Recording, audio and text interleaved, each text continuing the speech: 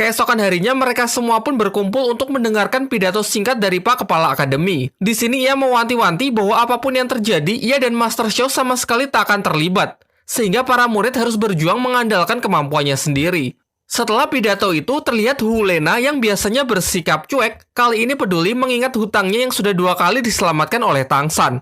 Ia pun menariknya dan menyarankannya agar menyerah saja. Menurut Hu Lena sama sekali tak ada peluang untuk menang karena para anggota tim iblis sangatlah kuat dengan setidaknya memiliki 4 cincin roh yang melekat di tubuh mereka. Namun jelas Tang San tak akan mundur, karena jika hari ini tim Dewa Iblis tak dihentikan maka akan semakin banyak orang yang menderita. Hingga pada akhirnya mereka pun berangkat bersama di mana tim Dewa Iblis sudah menunggu mereka. Sang ketua Meng Li dengan sombong memberikan peringatan kepada Tang San kalau ini akan menjadi pertarungan hidup dan mati. Sehingga untuk terakhir kalinya, ia pun mengatakan bahwa sekaranglah kesempatan terakhir Tang San jika ingin mengaku kalah.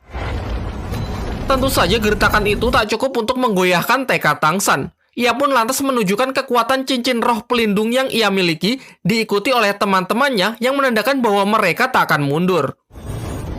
Dengan formasi yang tepat dan lebih terkonsep ketimbang saat melawan kakak Daimubai kemarin. Dan kali ini Tang San lah yang memimpin. Ia pun memerintahkan Oishike dan Ning Rongrong untuk melemparkan bola-bolanya sebagai serangan pembuka yang dilanjutkan dengan tembakan api Mang Hojun untuk memicu ledakan bola-bola asap tersebut yang membuat pertarungan semakin meriah. Bermaksud menghalangi jarak pandang para musuh-musuhnya, tanpa jeda Daimubai, Tang San, Xiaowu, dan Su Ying pun maju untuk melepaskan serangan kejutan.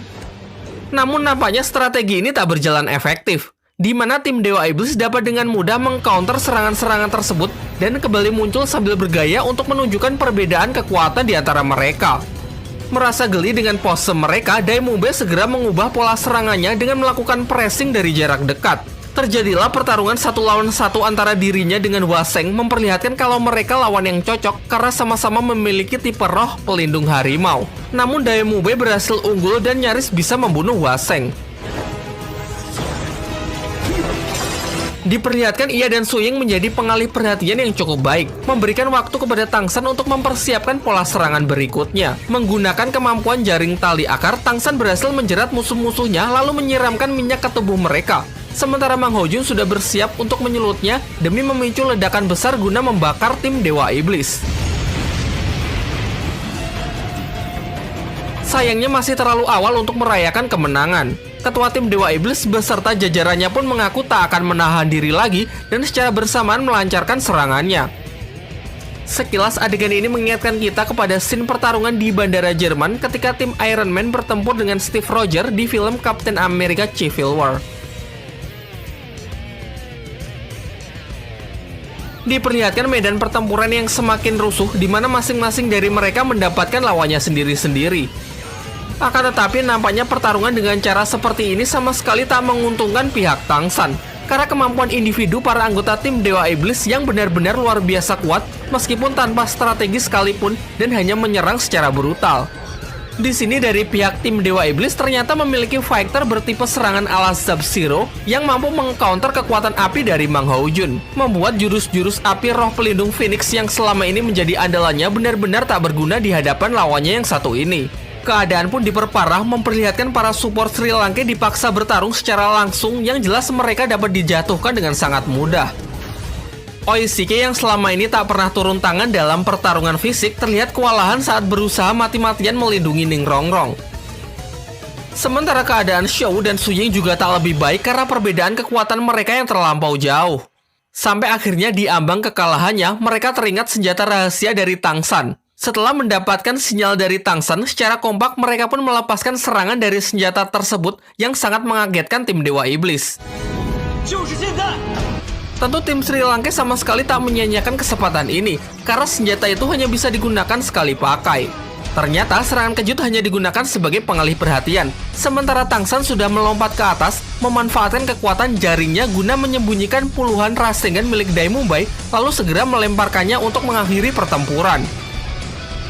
Tak main-main, efek serangannya tersebut benar-benar meledakkan medan perang. Sedangkan dengan kemampuan kubah harimau Daimubai melindungi seluruh anggotanya sehingga tak terdampak. Setelah menyaksikan kekalahan dari kelompok yang selalu menindas mereka, seluruh warga kota berdatangan untuk merayakan kemenangan dari para murid Akademi Sri Lanka.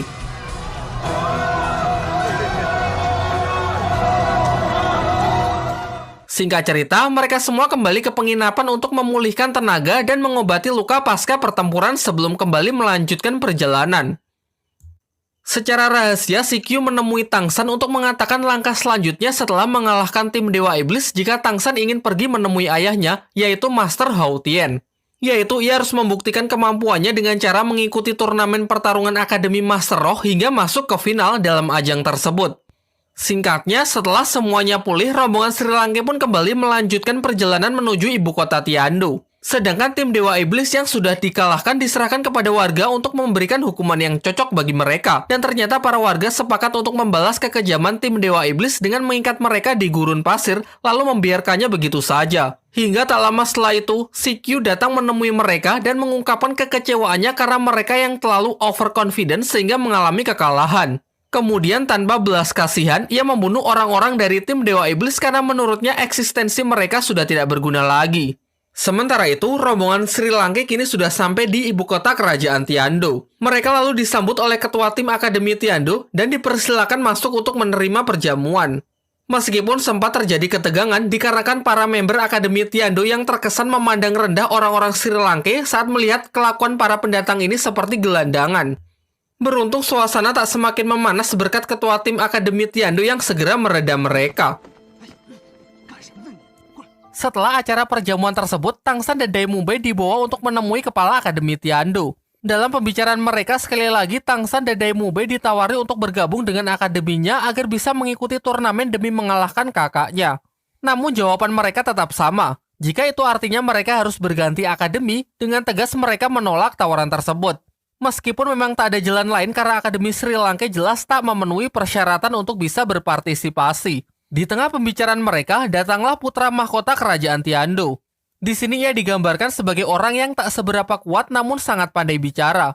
Mengandalkan kemampuannya itu, ia menengahi diskusi yang terjadi dengan menjelaskan bahwa Tang San dan Dai Mubei tidak perlu pindah akademi secara permanen, melainkan hanya perlu meminjam nama Akademi Tiandu dan bisa kembali ke Sri Lanka setelah acara tersebut selesai. Alhasil dengan memaparkan solusi yang cukup masuk akal dan sedikit melakukan penggiringan opini, kesepakatan itu pun dapat diterima. Sementara itu, member Akademi Tiandu yang masih kesal dengan para murid Sri Lanka di perjamuan sebelumnya mencari ketua tim Sri Lanka dengan mendatangi penginapan mereka untuk menantangnya bertarung. Namun karena Dai Mubei tak ada di sana, Xiaowulah yang diberi kesempatan untuk meladeninya.